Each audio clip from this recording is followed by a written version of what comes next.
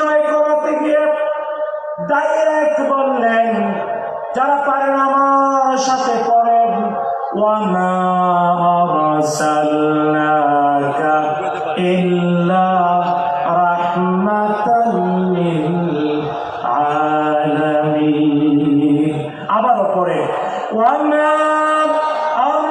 আরসালনাকা ইল্লা রাহমাতাল লিল আলামিন। আল্লাহ তাআলা বলেন, নবী হে, আমি আপনাকে পাঠিয়েছি কেবল একটাই পরিচয়, আপনি সবার জন্য দয়া। সবার করে বলেন সুবহানাল্লাহ, কার করে বলেন রহমত, ঠিক না বেটি? তাই ইসলাম মানে শান্তি, ইসলাম মানে ভগবান মানে সম্প্রীতি, সবাইকে আগলে ধরা। কিভাবে দেখুন ইসলাম শিখালো, সাক্ষাৎ হলে বলো আসসালামু, জুড়ে বলেন আসসালামু, আসসালামু আলাইকুম। উত্তরে বলছে ওয়ালাইকুম আসসালাম ওয়া রাহমাতুল্লাহি ওয়া বারাকাতুহু। ভাই, তোমার প্রতি আল্লাহর পক্ষ থেকে শান্তি এবং বরকত নাজিল। আর কোথাও পাবেন এটা? কোথাও পাবেন? বন্ধুগণ, তাই ইসলামের আখলাক শান্তি, ইসলামের আখলাক ভালোবাসা, ইসলামের আখলাক আপন করে নেয়া। কি করে নেয়া? কি করে নেয়া? দেখুন, আধুনিক মুসলমান নিজেদেরকে এক্সক্লুসিভ মনে করে, আমি মুসলিম, আমি মুসলিম, আমি মুসলিম। আল্লাহর কসম, সে ইসলামকে দ্বীন হিসেবে বুঝে নেয়, ইসলামকে দ্বীন হিসেবে বুঝে নাই। যে ইসলামকে দ্বীন হিসেবে বুঝেছে সে হয় ইনক্লুসিভ, ইনক্লুসিভ, এক্সক্লুসিভ নয়। ইংরেজি শব্দটা বললাম কারণ অনেক শিক্ষিত স্বজনরা আছেন, ইসলাম কাউকে বাদ দিয়ে খালি আমি আমি না, ইসলাম বলে সবাইকে শান্তির কথা শোনাও, সবাইকে শান্তির দিকে ডাকো, সবাইকে ভালোবাসার চাদরে আবৃত করো। রাজি আছেন? করবেন নাকি খালি শত্রু খুঁজবেন? খালি শত্রু খুঁজবেন? কি খুঁজবেন? বন্ধু। কি খুঁজবেন? বলেন, কি খুঁজবেন? বন্ধু খুঁজবো। ইসলাম আমাদেরকে এক পরিবারে একত্রিত করে, শুধু তাই না, আমার হাবিব মুহাম্মদুর রাসূলুল্লাহ জুড়ে বলেন সাল্লাল্লাহু আলাইহি ওয়াসাল্লাম বলেছেন, এই পৃথিবীর তাবৎ ঈমানদার কামাসালিল জাসাদিল ওয়াহিদ, একটা শরীর, ওয়ান বডি, জাসাদুল ওয়াহিদ। এই পৃথিবীর প্রত্যেকটি ঈমানদার এক দেহের মতো, বলেছেন মুহাম্মদুর রাসূলুল্লাহ।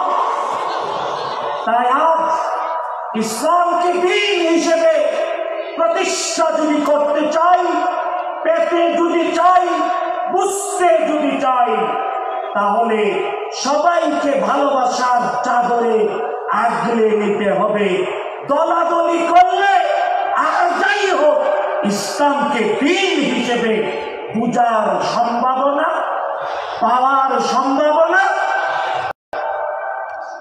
বন্ধুগণ, বিশ্বনবী মুহাম্মদুর রাসূলুল্লাহ সাল্লাল্লাহু আলাইহি ওয়াসাল্লাম, তিনি যারা ঈমান আনে নাই অন্য ধর্মের, তাদেরকেও নিজের কাছে নিজের ভালোবাসা।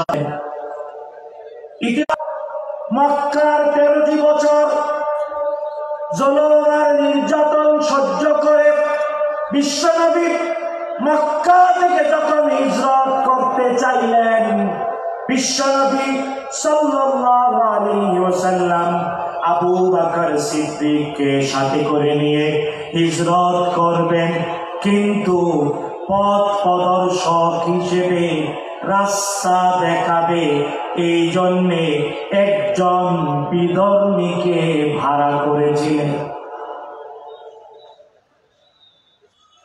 ইতিহাস জানেন, অন্য ধর্মের বলেই শত্রু খুঁজবেন না।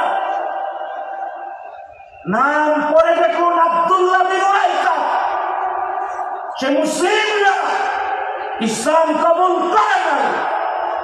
আবু বকর সিদ্দিক মুহাম্মদুর রাসূলুল্লাহ সাল্লাল্লাহু আলাইহি ওয়াসাল্লামকে চিনে হিজরত করছেন, কত গোপন জিনিস। কিন্তু একজন ভাড়া করলেন অন্য ধর্মের। নাম কি? নাম কি? আমি বললাম আব্দুল্লাহ বিন উরাইকা। নাম কি? আব্দুল্লাহ বিন।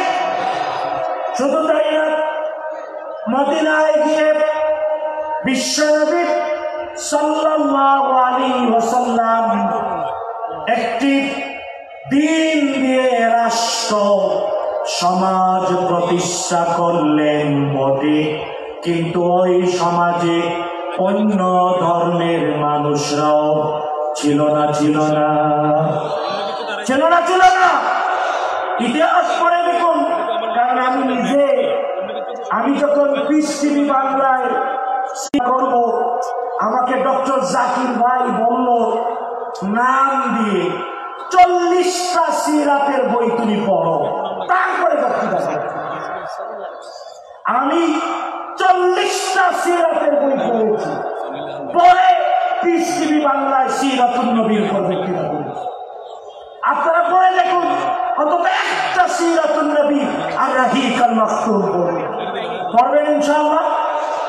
প্রথম একটা বইয়ের নাম বলেছি সৈয়দ আবুল হাসান আলী নদভীর বই, মুসলমানদের ধ্বংসের কারণে বিশ্ব কি হারালো, বাংলায় আছে। আবু সাইদ উমর আলী ইসলামিক ফাউন্ডেশনের প্রাক্তন পরিচালক বেঁচে নাই, তার অনুবাদটা পড়বেন। আরেকটা বইয়ের নাম বললাম আর রাহিকুল মাকতুম, এই বইটাও পড়বেন। দেখবেন রাসূলুল্লাহ সাল্লাল্লাহু আলাইহি ওয়াসাল্লাম তিনি মাইনরিটির প্রতিনিধি ছিলেন। মদিনায় মুহাজির আনসার মিলে মাত্র 10,000, মুহাজির আনসার মিলে মাত্র, পত্তলিকরা 40,000। ইয়াসের সংখ্যা বিশ্বনবী মাত্র 10,000-এর প্রতিনিধি ছিলেন। কন্যা সুবহানাল্লাহ। খালি অনত্য ইসলামের প্রথম আখলাক, ইসলাম দিন, আর দিন মানে সবাইকে নিয়ে ভালোবাসার চাদরে আবৃত করা। হ্যাঁ, ইসলাম এভাবেই প্রতিষ্ঠিত হয়েছে, শাহজালালরা এইভাবেই করেছে। যদিও ইখতিয়ার উদ্দিন মোহাম্মদ বিন বখতিয়ার খিলজি 17 জন ঘুরসওয়ার নিয়ে এসেছিলেন বটে, লক্ষণ পালিয়েছিল, কিন্তু তরবারি দিয়ে এই ভূখণ্ডের মানুষদেরকে মুসলমান বানায় নাই। আখলাক দিয়ে, ভালোবাসা দিয়ে, সত্যবাদিতা দিয়ে, আমানতদারিতা দিয়ে, দ্বীনদারি দিয়ে মানুষকে ইসলামের দিকে। আপনারা রাজি আছেন? ইসলামের আখলাক, ইসলামের চরিত্র কে কে গ্রহণ করবে? এই বিশাল মাঠ আল্লাহ কবুল করুন বলে আমি আরো জোরে বলেন আমিন। আমি এই বাংলাদেশের উলামা হযরতদেরকে হাতে পায়ে হাত দিয়ে বলবো, উলামারা দয়া করে দলবাজি করবেন না। শুনুন, আঞ্জুমানে খিদমতে কোরআনের মকবুল সংগঠনে মকবুল মুফাসসির, আল্লাহ তাকে শহীদ বলে কবুল করেছেন। আমাদের সনদ দিলওয়ার হুসাইন, আল্লাহুম্মা নাওয়ির মারকাদা ওয়াজআলিল জান্নাত মাথওয়া। জোরে বলেন আমিন। আল্লাহ তাআলা তার প্রিয়তমা স্ত্রী আমাদের খালাম্মা বেঁচে আছেন, আমাদের ভাই বোনেরা ভাই বেঁচে আছে, তার উত্তরাধিকারীরা যারা বেঁচে আছেন আল্লাহ তাআলা তাদেরকে দ্বীনের জন্য কবুল করুন, বলেন আমিন। এই কোরআনের পাখির একটা ওয়াজ বলি, আমি ছোট থাকতে শুনেছি। তিনি বলেছিলেন, আলেম ওলামারা দলবাজি করো না, সুন্নাত আর নফল নিয়ে দলাদলি করো না, ঐক্য করো, নাইলে খবর আছে।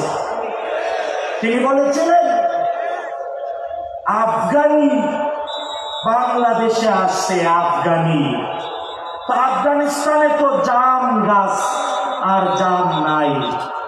দেখে বাংলাদেশি ছেলে জাম গাছে জাম খাইতেছে, কি খাইতেছে? জাম খাইতেছে। তো বাঙালি ছেলে পাকা পাকা কষ্টে কালো কালো জাম খায়, তো আফগানি গাছে উঠছে, লালও খায়, ওই আধা পাকা খায়, কাঁচাও খায়। তো পাকাটা খাইলে মজা লাগে, কাঁচা খাইলে আধা পাকা খাইলে তো আর মজা। তো আফগানি বাঙালিরে জিজ্ঞেস করে কোনটা খাইলে স্বাদ? তো বাঙালি ছেলে বলল যেটা কালো ওইটা খাও, তাইলে মজা লাগে। তো কোরআনের পাখি বলছিলেন আফগানি জাম গাছে উঠে জাম খাচ্ছে, তো কালো জামের উপরে বসেছে কালো কি ভ্রমর, কালো ভ্রমর, মোটা মোটা আঙ্গুলের মর দেহের আফগানি কালো জাম ধরছে, এর ভিতরে কালো ভ্রমরও পড়েছে। তো কালো ভ্রমর আফগানির আঙ্গুলের চিপায় ঢুকে ভূ ভা আওয়াজ করছে। কাবুলি বলছে ভূ করো ভা করো ছুড়ে গাড়ি, ভূ করো ভা করো ছেড়ে দিব, কালে কালে जितने पाएंगे सब कुछ भी खा लेंगे, যা পাবো কালো সবই। বাংলাদেশে হয়েছে না? যারা সারা জীবন ওই পালাইনাদের তল্পি, আমি আর বলবো না, হয়তো ভালো নিয়তেই করেছে, কিন্তু তাদেরকেও সাইজ করেছে না করে নাই, করেছে না করে নাই। তাই আর বিচ্ছিন্নতার সময় নাই, ঐক্যের সময়। রাজি আছেন? রাজি আছেন? দুইটা হাত এইভাবে দেখায় বলেন এবার ঐক্যের সময়, এবার ইত্তেহাদের সময়। আমরা উম্মত ওয়াহিদা, উম্মত ওয়াহিদা, উম্মত ওয়াহিদা, এক উম্মত, আমরা সবাই এক। আল্লাহ কবুল করুন না। আমি বন্ধুগণ, দুই নাম্বার এই ঐক্য যদি অটুট রাখতে হয়, দ্বীন হিসেবে ইসলামকে যদি মুনকার নাকিরের প্রশ্নের জবাবে বলতে চান, তাহলে দুই নাম্বার নিজেদের অর্থের ভিতরে, নিজেদের টাকা পয়সা ব্যবস্থাপনায় আল্লাহর দেওয়া ইসলামের দেওয়া বিধান কায়েম করতে হবে। কারণ হলো অর্থ আর সম্পদ, টাকার পয়সা সম্পদ মালিককে, জোরে বলেন কে? বিশ্বনবী অগ্রিম জানিয়ে দিয়েছেন কিয়ামতের মাঠে 5টি প্রশ্ন করবেন রব্বুল আলামিন, একটিরও জবাব না দিয়ে এক কদম আগানো আর পিছানো যাবে না। কয়টা প্রশ্ন? 5টি প্রশ্ন। 1 নাম্বার জীবন কিভাবে কাটিয়েছ, 2 নাম্বার যৌবন কিভাবে কাটিয়েছ, 3 নাম্বার একটা স্বতন্ত্র প্রশ্ন কিভাবে সম্পদ উপার্জন করেছ, 4র্থ স্বতন্ত্র প্রশ্ন কোথায় কেন কিভাবে সম্পদ ব্যয় করেছ, 5ম কি শিখেছ, কতটুকু আমল করেছ। বন্ধুগণ, ঐক্য কখনো থাকবে না, ঐক্য হবেও না। আখলাক ইসলামের দ্বীনের আখলাক পরিপূর্ণ রূপে প্রকাশ পাবে না যদি না অর্থ ব্যবস্থাপনায় ইসলাম প্রতিষ্ঠা না হয়। বন্ধুগণ, আপনারা ভুলবেন না, পিছনের দিনগুলোতে ইসলামী অর্থ ব্যবস্থাকে টার্গেট করে ধ্বংস করে দেওয়া হয়েছে। কিন্তু আমাদেরকে রক্ষা করেছেন কে? কে করেছেন? জেনে রাখবেন, এই পৃথিবীতে যে কোনো আদর্শ, যে কোনো মতবাদ বিজয়ী হওয়ার পূর্ব শর্ত তার আর্থিক সলিউশন, ইকোনমিক্যাল সলিউশন। যে মতবাদ দিতে পারে সে কায়েম হয়, আর নাইলে টিকতে। বন্ধুগণ, এই পৃথিবীতে অর্থ ব্যবস্থায় ইসলাম দ্বীন হিসেবে যদি প্রতিষ্ঠা না হয়, তাহলে দ্বীনের পূর্ণাঙ্গতা প্রকাশ হবে না, না, না। তাই এই বিশাল জনসমুদ্রকে শপথ নিতে হবে, অর্থ ব্যবস্থাপনায় ইসলামকে প্রতিষ্ঠিত করবেন না? করবেন না? করতে চান না? জেনে রাখবেন, যদি কেউ অর্থ ব্যবস্থাপনায় ইসলাম প্রতিষ্ঠা না চায়, সে মুসলিম থাকতে, কারণ ইসলাম না থাকলে হবে পুঁজিবাদ, না হয় সমাজতান্ত্রিকতা। পৃথিবী দেখেছে পুঁজিবাদ মানুষকে মুক্তি দিতে পারেনি, সমাজতন্ত্র নিজের জন্মভূমিতে কি হয়েছে? ধ্বংস হয়ে গিয়েছে। বন্ধুগণ, আজকের পৃথিবী বলে সাস্টেইনেবল ইকোনমিক্যাল সলিউশন। এটা কেবল দিয়েছে ইসলাম, একমাত্র ইসলাম, শুধুমাত্র ইসলাম। বলেন সুবহানাল্লাহ। যদি আফসোস, অনেক মুসলমান ইসলাম দাবি করে মুসলিম, ইসলামের অর্থ ব্যবস্থা অনেকে বুঝে না। তাই আমাদের মধ্যে এই সব বাদরামি আর পাগলামি। তাই শত্রুও চায় আর্থিক ব্যবস্থাপনায় দ্বীন হিসেবে ইসলাম প্রতিষ্ঠিত না হোক, কিন্তু আমাদেরকে বেঁচে থাকার তাগিদে ইমানের দাবি হিসেবে ইসলাম দ্বীন হিসেবে অর্থ ব্যবস্থাপনায় ইসলাম প্রতিষ্ঠিত করতে হবে না? হবে না?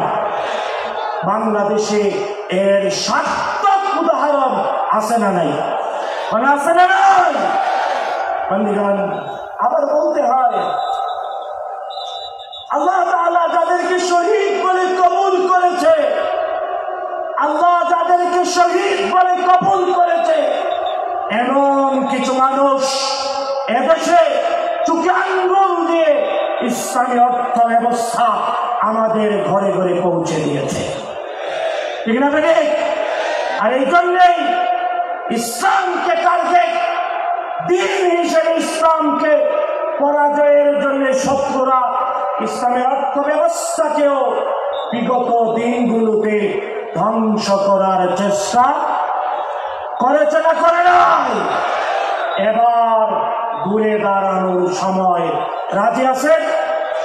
রাজি আছেন? বন্ধুগণ, তাই বাংলাদেশে আমরা বলি আলহামদুলিল্লাহ। জোরে বলেন আলহামদুলিল্লাহ। আরো জোরে বলেন। বাংলাদেশে ইসলামী ব্যাংক আছে না নাই? আছে না নাই? আমি যদি বিশাল জনতাকে প্রশ্ন করি, সবাই ইসলামী ব্যাংকিং এর সাথে আছেন কিনা? যদি প্রশ্ন করি এটাও, কারা কারা সুদী ব্যাংকে আছেন, সুদের সাথে লেনদেন করেন? মনে হয় উচিত হবে না এমন প্রশ্ন করার, কারণ দ্বীন হিসেবে ইসলাম